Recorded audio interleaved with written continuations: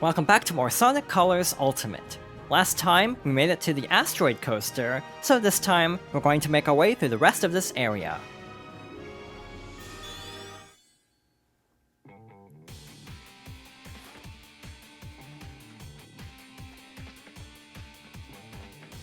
Asteroid Coaster is another area where I almost feel like, other than that one Wisp capsule that basically is unobtainable, I actually am not aware of too many other critical flaws in this particular stage, which is kind of nice.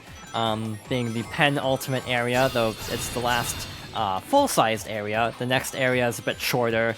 It's just basically the worst stage in the game, and then the boss, and then the epilogue, essentially. So yeah, this is the last full world. So it's actually kind of nice that this is a fairly stable one as far as this remaster goes. I know one problem that some fans had with this game was actually Sonic himself. Basically, that Sonic's character model is well lit at all times, no matter what is happening. He's pretty bright in this very dark realm of space. I'm a little bit torn about that. Also, that spring tends to give me trouble. I sometimes don't remember that I need to homing attack there. The problem I have is obviously realism. Obviously Sonic wouldn't be this bright in the depths of space. But from a game design standpoint, I actually don't mind it because at least it makes him more visible.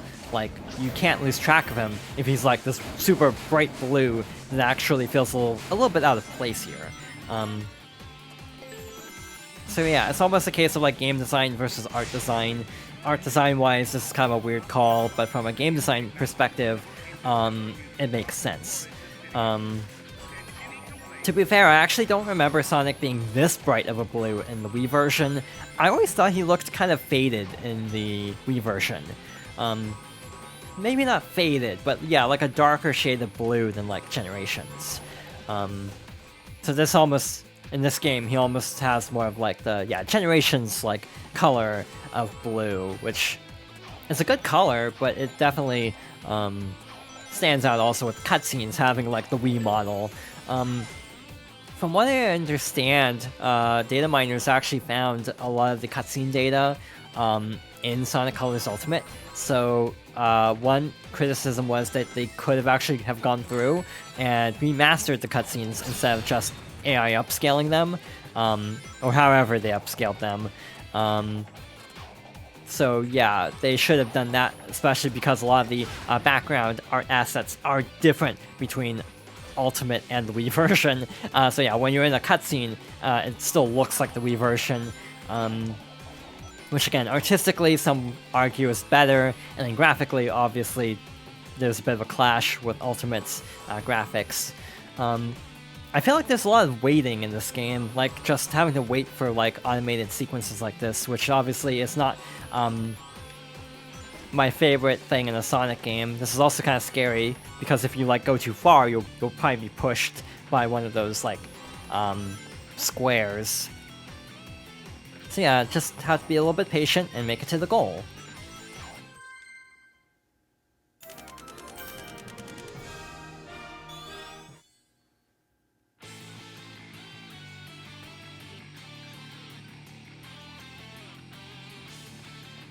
I remember the stage being simultaneously kind of fun, but also kind of annoying. At the very start, you can already hear the goal.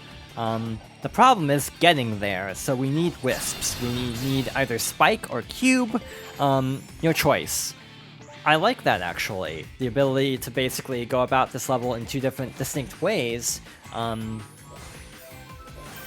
only problem is I remember the red rings being really annoying in this level, and that's the main reason why I remember not really liking this. That's like me with Sonic, period. I swear a lot of my Sonic critiques can be boiled down to, this is great if you're not trying to 100% this. That is basically my thoughts on 80% of Sonic games at this point. Specifically the 3D era, I feel has some really obnoxious completion requirements. Some of the red rings in Lost World are just unreasonable. And yeah, a lot of the medals and Unleashed and the hot dog missions and things like that are pretty brutal. But yeah, just playing games normally isn't actually usually that bad.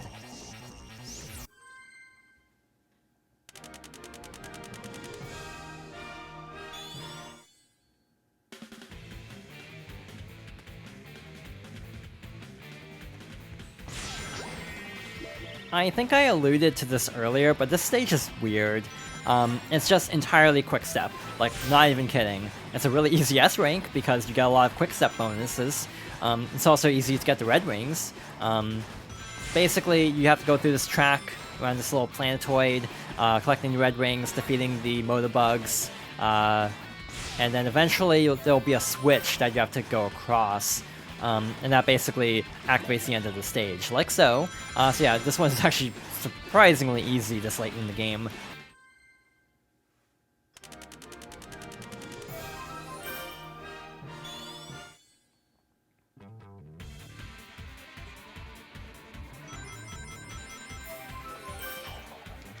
We're basically in the home stretch. We don't have that much to go. Again, don't want to jinx anything. So, the music is back to the classic songs.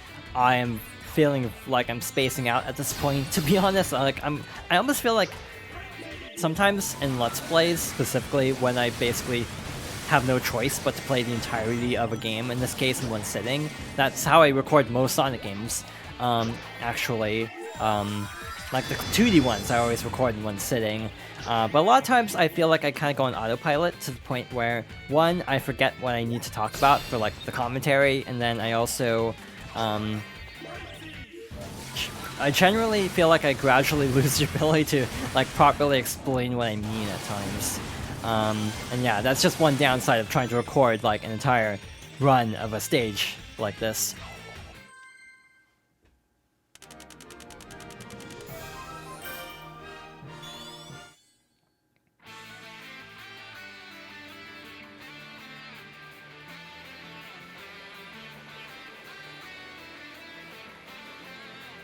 Using a modern example, modern Sonic games kind of have like the Crash Bandicoot problem, where if you play completely casually, like just complete the stages, not worried about S ranks, not worried about red rings, not worried about like all the collectibles and everything, the games are actually pretty short.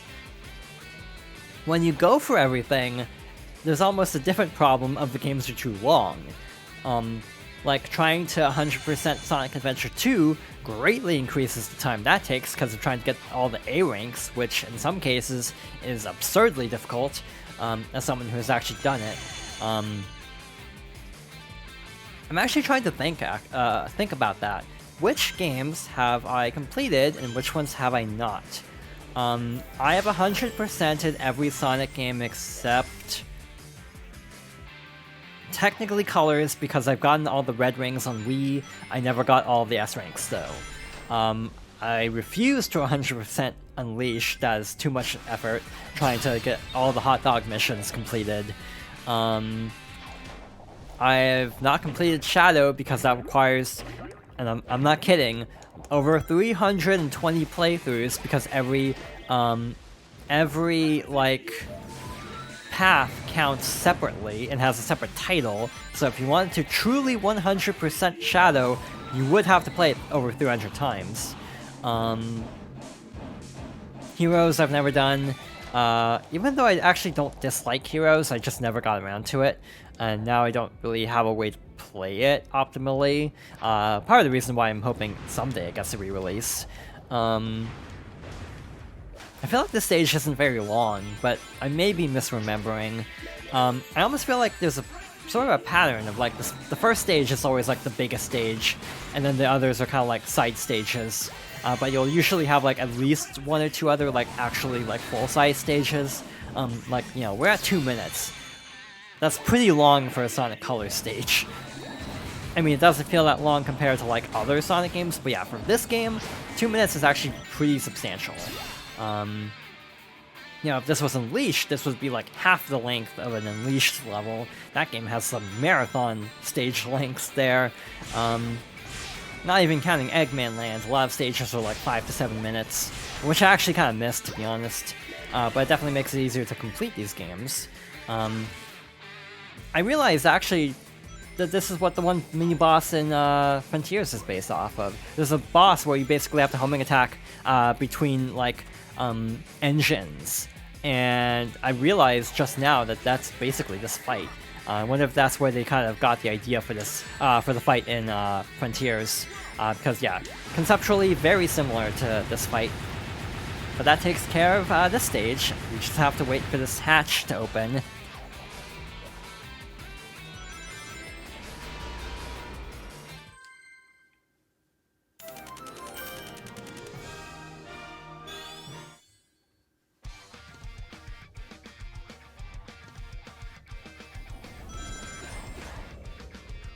And we have our final rematch, this time with the big airship, basically. Again, I don't remember which part you're supposed to attack to make it drop the Wisp capsule. I chose poorly. Never mind, I got Rocket after all. Unlike Laser, which obviously goes in a straight line, we actually have to kind of wait this out for an actual opportunity to use Rocket. You have to wait for the 2D section. Dodging all of the asteroids, and then trying to hit the cargo from below, like so.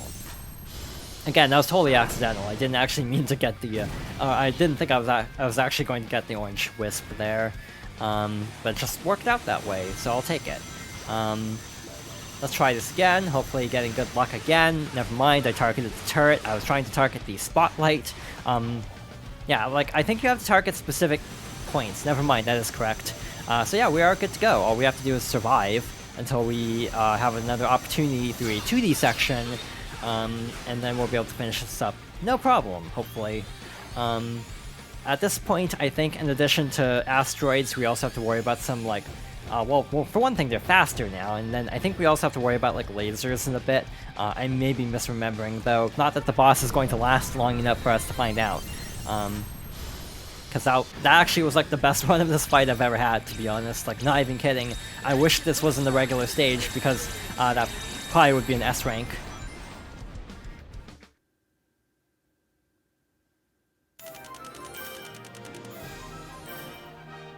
And with that, all that's left is Terminal Velocity.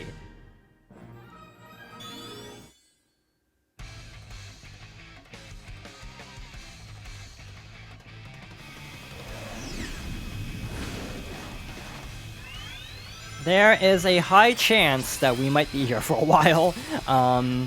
This is my least favorite stage in the game. Oh yeah, by the way, I actually forgot to mention something about the punchy robot. And that downward, like, tunnel, you actually can't jump. Yeah, you can only, like, boost and, like, quick step. And that's a problem, because, like, you can't dodge the punch without boosting. If you run out of boost, you're out of luck. Clearly, there's no reason for me to be mentioning this in this level, but yeah, I definitely find this level really frustrating. It is definitely a fitting second-to-last, like, main stage, not that it's like a full level, it's mostly an auto-scroller, to be honest. Hold on to your boost. That is my best advice for this level. It is very annoying if you do not have a boost gauge.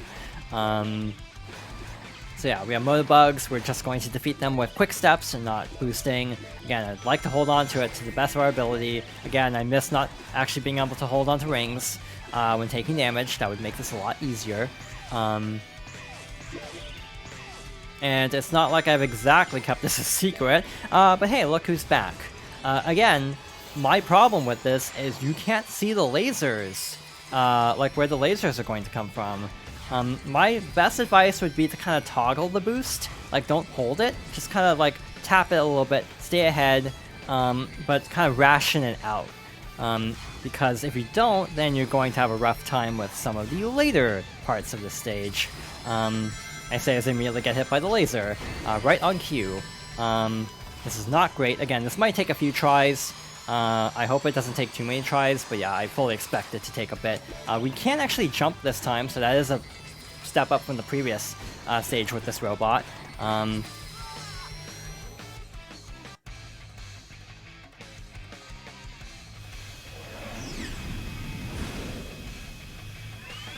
The other thing that really sucks about this stage is that there are no checkpoints. We're going to give this one more try. If not, we'll pick it up next time and try to hopefully get through the stage without too much trouble. I'm curious to see what my final time of this level will be, depending on how many attempts it takes, because, again, the timer doesn't actually stop. By the way, clipping these things is really bad because then you can't quick step out of the way very well. It's not a problem here, but it is a problem later on. Again, I would have to double check the Wii version, but I am like convinced that the lasers have a tell on the Wii version. Like the little like laser cannons like will light up to indicate which ones will fire. Oh, okay. I never really thought about this, but actually quick-stepping into the Motobugs gives you boost gauge, which makes sense, because defeating enemies usually does. But I never really thought about that, and actually that makes things a lot easier. I definitely need to take advantage of that in a bit. Once we get past the first segment of the laser robot part, I would recommend trying to quick-step then into all the Motobugs to build up your boost gauge and try to maintain it and hopefully avoid too much grief. Alternatively, if you're feeling like you can actually time the jumps properly, which I'm not feeling overly confident about, another alternative is you can actually you can jump the lasers. I actually didn't know that, so that's a good thing to keep in mind. But in that case, I just couldn't see.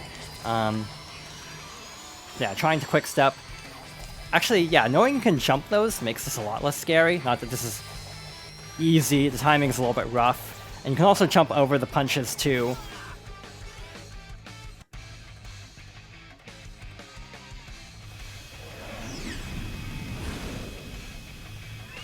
So yeah, we will continue this stage next time. So thank you for watching, and I hope you'll join me next time for more Sonic Colors Ultimate.